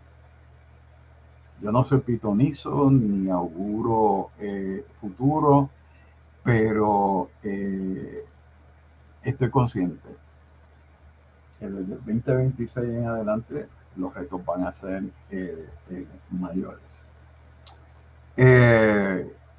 Tenemos que plantearnos una nueva agenda para el país. Dentro de esa nueva agenda para el país tiene que haber una nueva agenda para el proyecto cultural.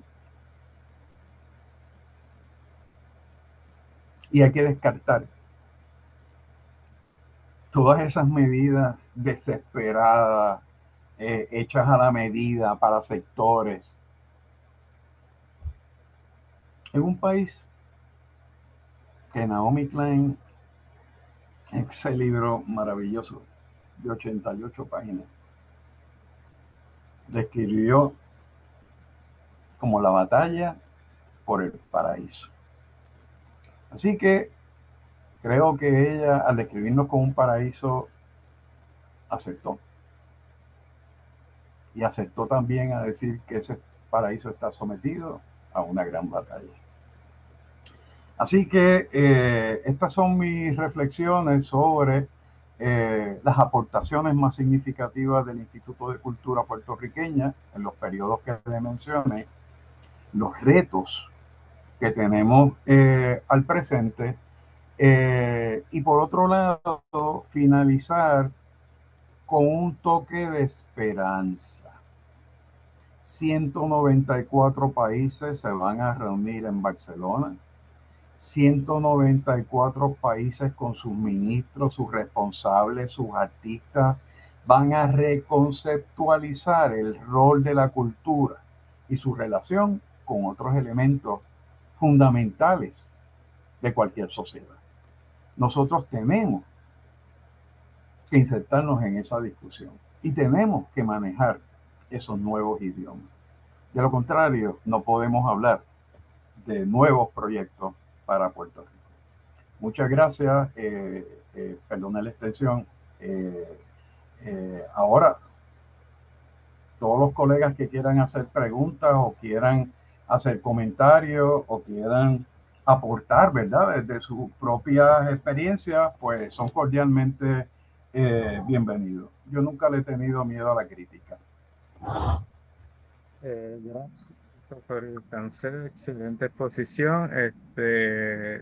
Nos hemos pasado de tiempo, pero como quiera me gustaría hacer algunas preguntas que he podido Sí, claro. recoger. Bienvenido, bienvenida. Voy a conectar una que nos hicieron en la plataforma de Zoom con otra que tengo aquí, porque son parecidas. En la plataforma, Renier escribe, según la evidencia que ha ido recopilando sobre el devenir del ICP, y aquí empieza la pregunta, ¿se ha contemplado la relación entre el ICP y la Oficina Estatal de Conservación Histórica y sus implicaciones sobre las políticas culturales en Puerto Rico? Eh, Eso lo quiero empatar con otra comentario pregunta que vi en las redes sobre, bueno, en forma de pregunta sería, eh, déjeme,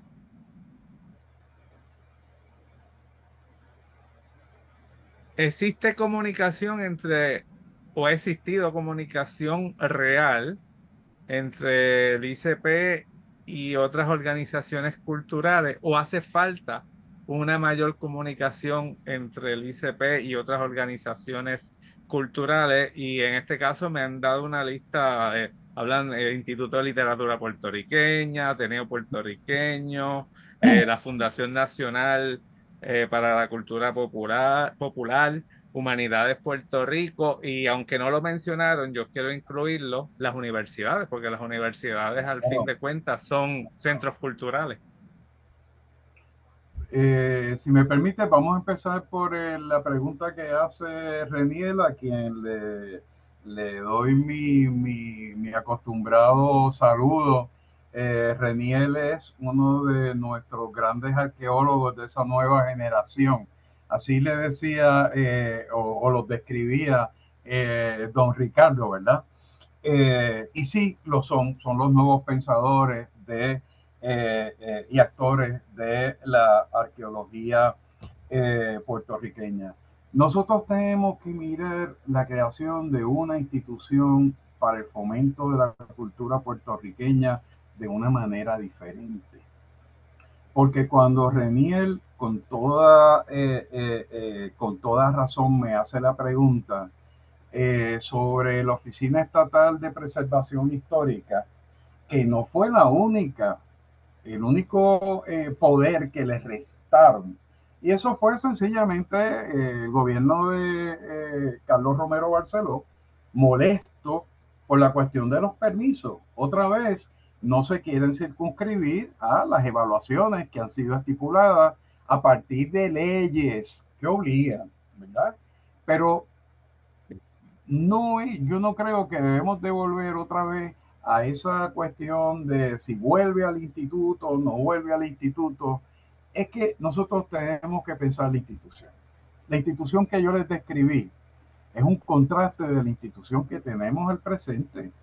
La institución del presente tiene grandes debilidades, grandes logros, tiene recursos excepcionales.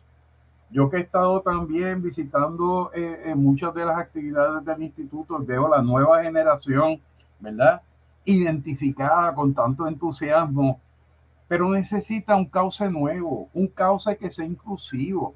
Me mencionan una lista extraordinaria de organizaciones que deberían de incorporarse. Por ejemplo, mi querido amigo Pablo Crespo. Esas organizaciones, en el pasado, ustedes saben que hizo Ricardo Alegría, y yo estuve en lo de él, y yo participé de todas esas actividades. Cuando Leticia del Rosario sencillamente empieza a desmantelar el ICP con una visión completamente distinta, desde mi perspectiva, completamente errónea. ¿Y qué hizo don Ricardo Alegría? Creó el primer Congreso de Trabajadores de la Cultura. Y con su poder de convocatoria sumó a todos esos grupos. Todos esos grupos deben de tener una voz en la configuración de una nueva entidad. porque en muchas ocasiones los directores ejecutivos lo que hacen es que obvian estos grupos. Yo no quiero reunir con los centros culturales porque me crean muchos problemas. Pues nosotros con Elías y con Agustín y con Carmelo no lo pudimos hacer. Pero nosotros tuvimos grandes asambleas con todos los miembros de las juntas directivas de los centros. Y claro, ahí van a salir muchísimas críticas. ¿Y por qué no? ¿Qué miedo hay a la crítica? ¿Cómo superamos la crítica si no nos atrevemos ni siquiera a permitir que nos la planteen? Yo entiendo que el momento requeriría una propuesta por parte de todas esas agrupaciones que venga de abajo para arriba. Miren, hay una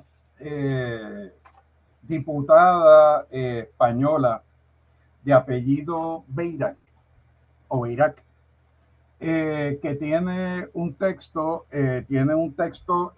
importante sobre la situación, Yasmín Beirac, que tiene un texto importante sobre la situación de subordinación de la cultura en los países desarrollados. ¿Y qué es lo que ha pasado en estos lugares? Que la han arrinconado. Todas estas iniciativas antidemocráticas, todas estas iniciativas de esta visión neoliberal ya consagrada en las nuevas oligarquías, lo que ha hecho es acorralar la verdadera esencia de la producción cultural. Y lo que plantea Beirac para España es que hay que democratizar la cultura, hay que democratizar los proyectos de naturaleza cultural, y nosotros necesitamos más democracia en esos espacios. De lo contrario, yo no creo que esto es cambios de directores y de juntas y tal. Sí, hay muchos conflictos y cada uno tiene su razón. Pero si vamos a desarrollar un proyecto al nivel de la discusión que se está dando en el mundo, esos 194 países, tenemos que inventarnos algo nuevo. ¿Cómo se lo inventaron en el 1955? Así que Renier tiene toda la razón del mundo. Al instituto le han estado quitando programas y autoridad normativa. Y él como arqueólogo y como excelente arqueólogo que es, y como docente de la arqueología, sabe que sencillamente las leyes están presentes, pero de igual forma se obvian, se violan y se ignoran. Y ese no puede ser el cauce. Porque en Puerto Rico nosotros estamos en un proceso complicadísimo de gentrificación, de pérdida de territorio nacional, de sustitución de población, de un aumento cada vez mayor de los niveles de pobreza y de los niveles del desempleo. El producto educativo no es un producto aceptable. Los sistemas de salud, es que es todo. La cultura es apenas un elemento. Hay otro factor que mencionaste, Pablo, que me parece que podría rescatar, y es que el Instituto de Cultura puertorriqueño no puede funcionar como una pequeña isla sin mayores poderes, sin mayores recursos. En la década de los 90, el gobernador de Puerto Rico tenía un consejo de gobierno que incorporaba los jefes de los departamentos de su gabinete e incluía también al director ejecutivo del instituto. Y ahí era que se integraban los proyectos. Pero después del 93, cada cual por su lado. Hay que democratizar, hay que transformar la institución, hay que darle espacio a todas esas organizaciones. La cultura no es un proyecto que viene de arriba para abajo, es un proyecto que debe venir de abajo para arriba también y encontrarse donde se tenga que encontrar. Así que esa es mi reflexión sobre esos tres comentarios. No sé si están, si las contesto o se me quedó algo o hay algún otro planteamiento. Pablo, déjame hacer un comentario breve. Yo sé que el tiempo se nos está yendo. Jaime, yo estoy alineado completamente con todo lo que has dicho. No creo que tenga ni que añadir ni quitar nada. Pero hay una realidad en Puerto Rico. Y Nosotros, vuelvo y los líderes de repito, las organizaciones. ¿Me hay escucha? grandes agrupaciones fuera del instituto, con gente joven, gente motivada, con unos encuentros intergeneracionales de primer orden. Hay talento, hay entusiasmo, pero los canales para la efectividad que se dan a través de las instituciones de gobierno están cerradas. Sí. Pablo, ¿tú me Ese escuchas? último planteamiento. Sí. ¿Ah? No, Me- Carlos estaba mencionando algo, no sé si lo llegaste a escuchar. No, No, no no, lo no, escuché. no, no, Perdón, voy de nuevo. Jaime estaba comentando. Estoy totalmente de no lo acuerdo con todo oigo. lo que has dicho. ¿Me escucha o no? No me escucha. ¿Lo logras escuchar? Yo creo que no te está No, escuchando. no lo oigo. ¿Tú sí me oyes, Pablo?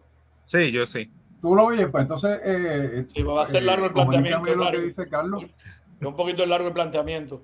Y bueno, lo voy a tirar ahí, ¿verdad? Y Pablo, trata de que sea uno a Sí. uno, casi casi la repetición. Yo estaba comentando, Jaime, que estoy de acuerdo con todo lo que has dicho. No hay mucho que añadir ni quitar, pero hay una realidad en Puerto Rico. Nosotros, los líderes de las organizaciones, trabajamos de una manera desintegrada, no nos integramos para las causas que son importantes, nos dividen y nos conquistan, y por eso pasan las cosas que nos pasan. Y llevamos siglos en ese cuento y lo seguimos viviendo hoy en la actualidad. Y lo que me gustaría es que hicieras un comentario de cómo podemos romper ese paradigma que nos mata desde el punto de vista cultural y nos mata en otras dimensiones de nuestra vida. Y eso lo vivimos todos los días. Todo el mundo quiere protagonizar, pero nadie quiere hacer muchas otras cosas que son tan importantes como protagonizar. Pablo, yo no quería que tuvieras que Sí. pasar eso, porque quería que Jaime lo escuchara directito. Y Sí, espero que lo haya escuchado. básicamente, Jaime, ¿me estás escuchando? Sí. Sí, a ti sí. Carlos Lamentablemente a Carlos Rivera no. Vélez, sí, él está de acuerdo con lo que acabas de mencionar, pero él trae otro punto que es la visión o el paradigma entre muchos de los líderes de organizaciones culturales y también esto es bien generalizado en Puerto Rico porque también lo vemos en el campo educativo, en el campo comercial, de que todo el mundo piensa para su organización y no piensa en poder crear esa nueva visión de trabajo en equipo para dirigirnos hacia un bien común como sociedad.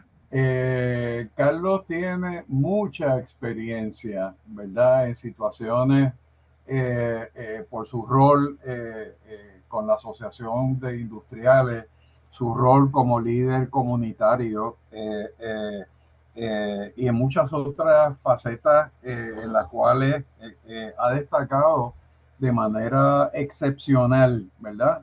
Y en el sentido que Carlos lo plantea, es muy cierto.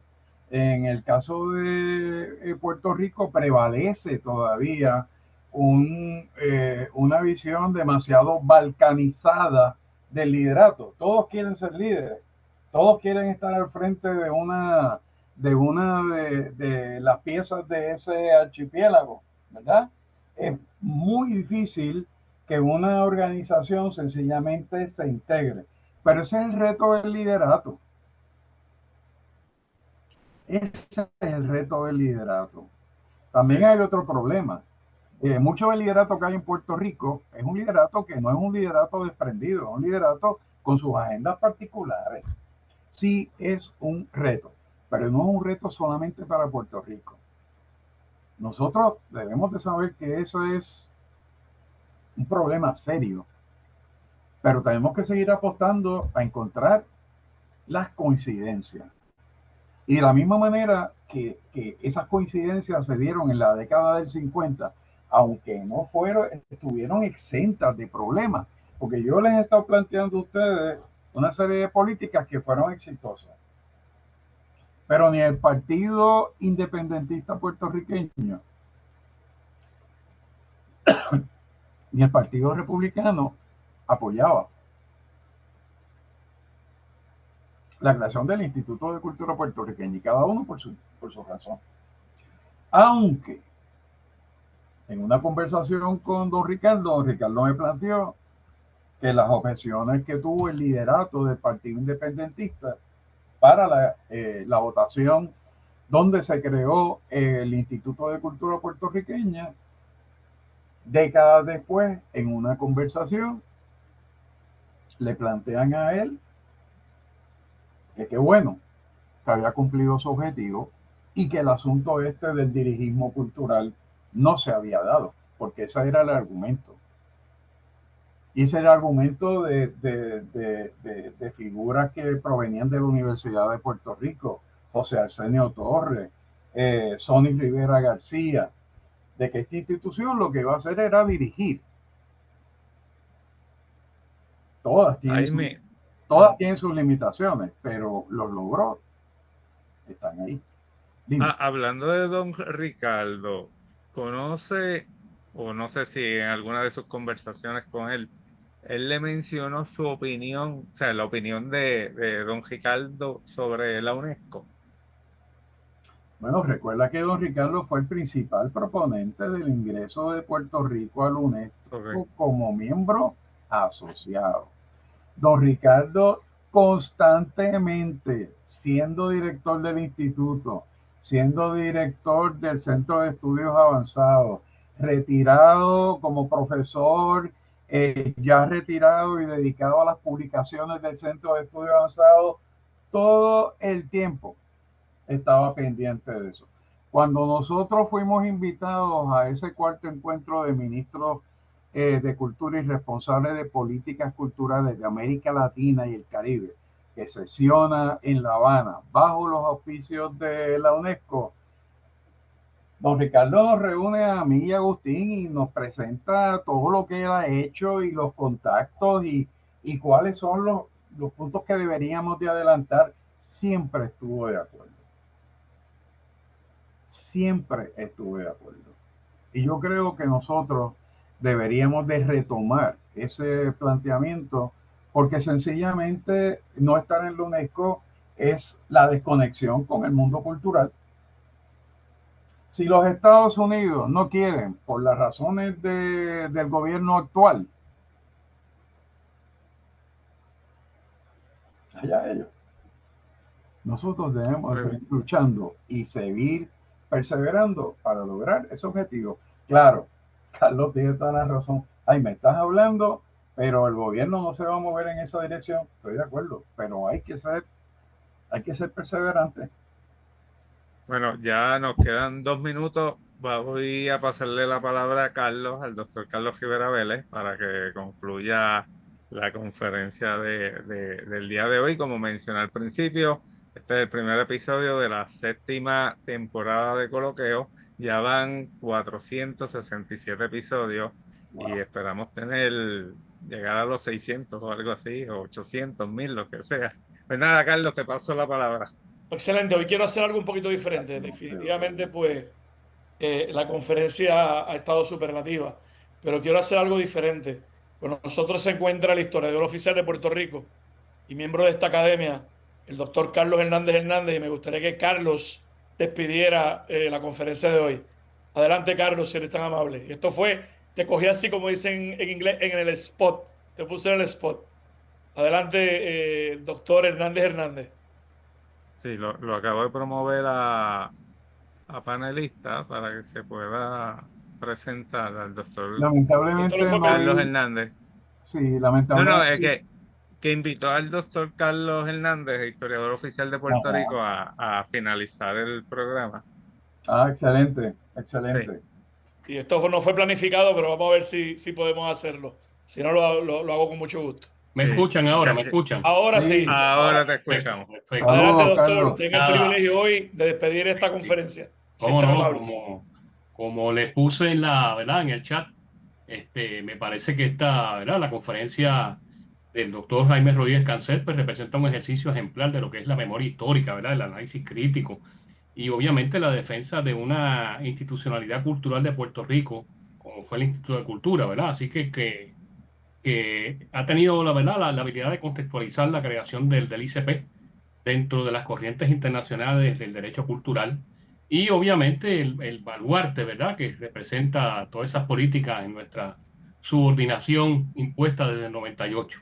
Así que su recorrido por todas estas décadas fundacionales, ¿verdad?, la figura visionaria de don Ricardo de Alegría y las amenazas contemporáneas que lo acechan, como el proyecto del Senado 273, la ley 107, hoy escribí algo, ¿verdad?, salió publicado en el Adoquin Times, constituye una advertencia insoslayable, ¿verdad? De la cultura no puede subordinarse a criterios meramente económicos sin desnaturalizar su esencia y su función social.